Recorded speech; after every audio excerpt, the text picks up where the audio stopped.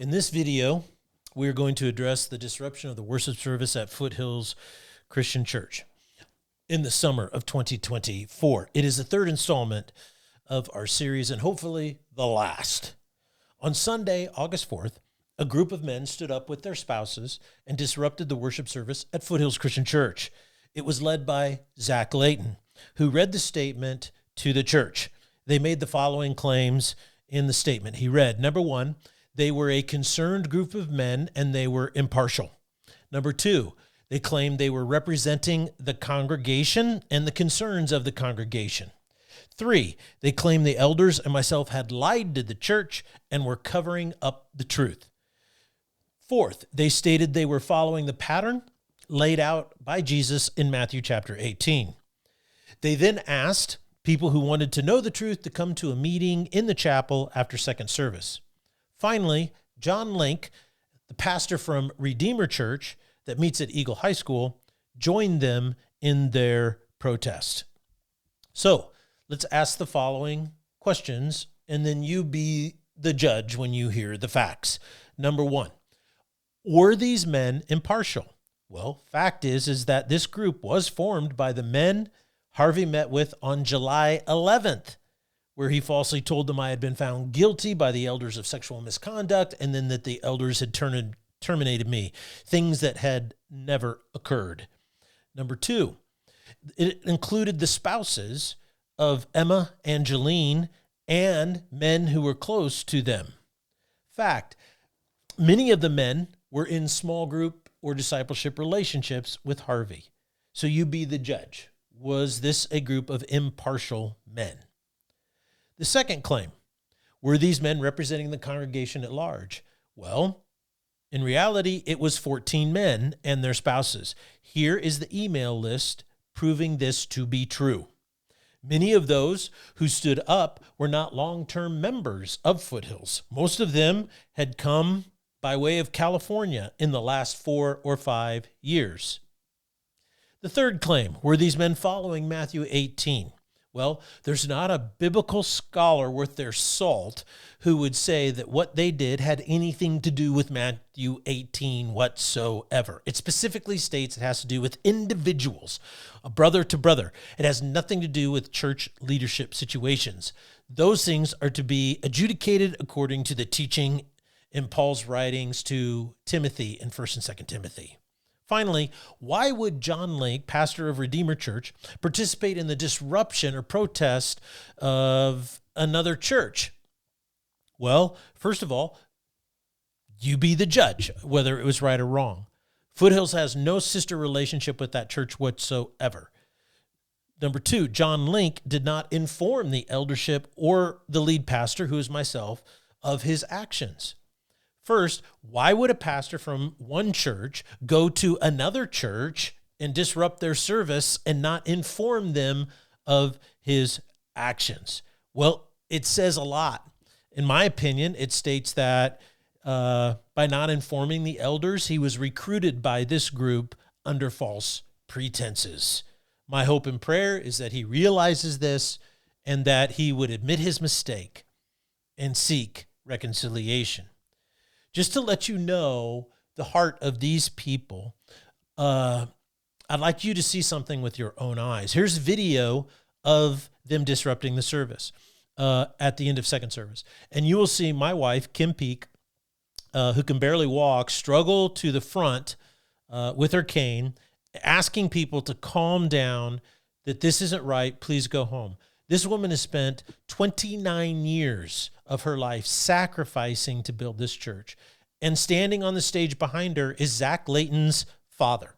And you can see him with his hands around his mouth, screaming at her while she is asking people to calm down.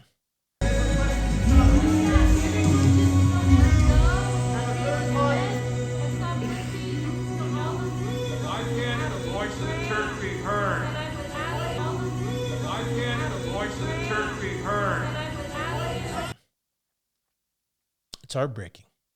It's absolutely heartbreaking. Let's move on.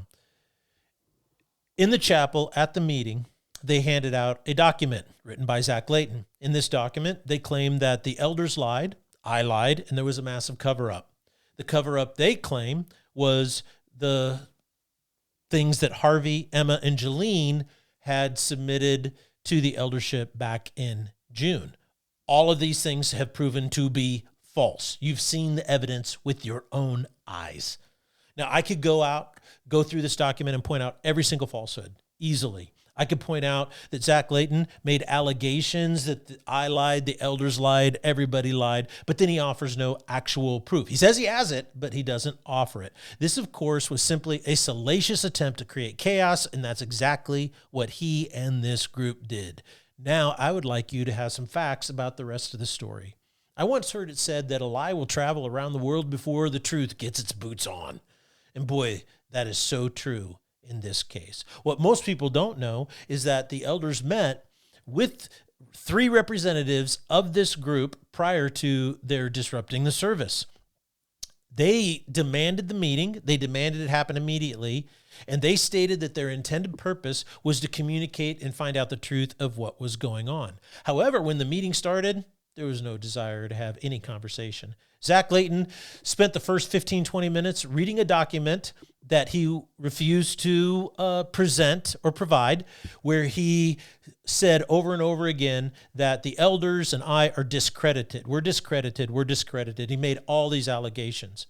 What's really significant is something that he said numerous times, and I quote, he said, "We reject all authority of this eldership.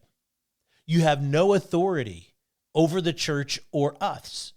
If you do not resign immediately, we will protest and disrupt the church until you do so."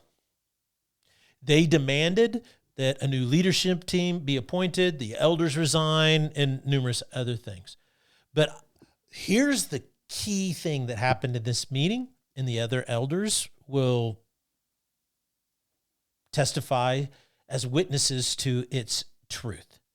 I asked these men, if anything that you just read and said can be proven factually false, with facts, not opinion, but facts, would you remove your ultimatum? They said no. I said, if there's any of these allegations that can be proven to be false that you've just made based on facts, would you remove your ultimatum? They said no. Not 40%, not 20%, not 10%. Nothing that we could say would change their mind. This reveals their intent from the beginning. They had no desire to communicate, reason together, find out the truth.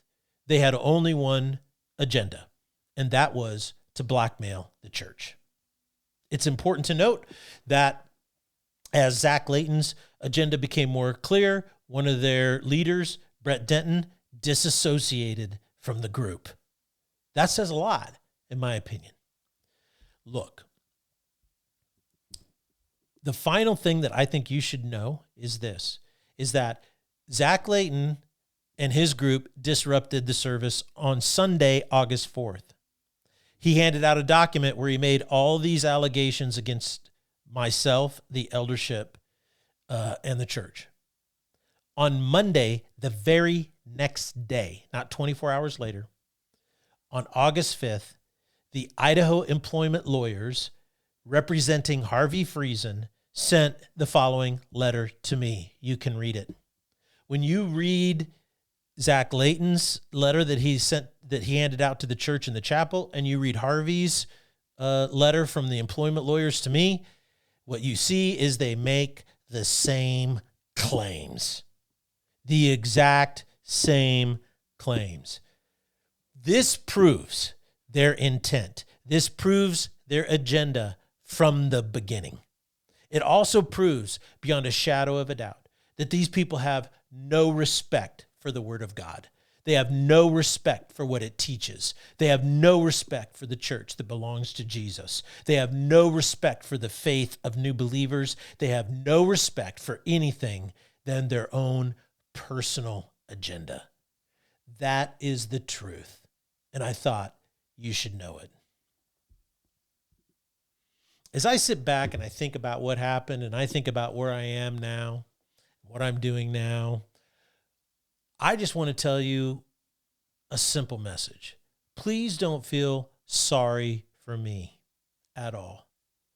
But at some point, you're going to have to wake up and realize this wasn't some disagreement. This wasn't some he said, she said, and we just kind of disagree. You know, there's their side, this side, and the truth is somewhere in the middle. No, what this was a coordinated attempt to try to seize a church, and when that didn't happen, to destroy it. People acted deceptively and falsely. It's that way. But don't feel sorry for me, because I'm right where I need to be, doing what I believe God has called me to do. But if you were influenced by this group of people, if you were influenced by this deceptive falsehood, if you were influenced by the gossip and the allegations they made without proof, then I want you to consider a couple of things. Number one, first and foremost, you participated in the bearing of false witness against myself and the eldership at Foothills. And in order for you to move forward in your relationship with God, I think it'd be really good if you worked that out with Jesus. Second of all, I'd just like to encourage you that if you were influenced by what they did, the best thing for you to do to make it right and have a clear conscience before God is to go back to Foothills, even though I'm not there, and work with that eldership to try to heal and rebuild what these people tried to destroy. Because in the end, we're known by our fruit, not what we think or what we intend or what we dream, but what we actually do. And what you need to do is, in the situation where they desired destruction, they desired chaos, you can come in and be an agent that now exhibits the true fruit of the Spirit: love, joy, peace, patience, and kindness. That is my hope for you.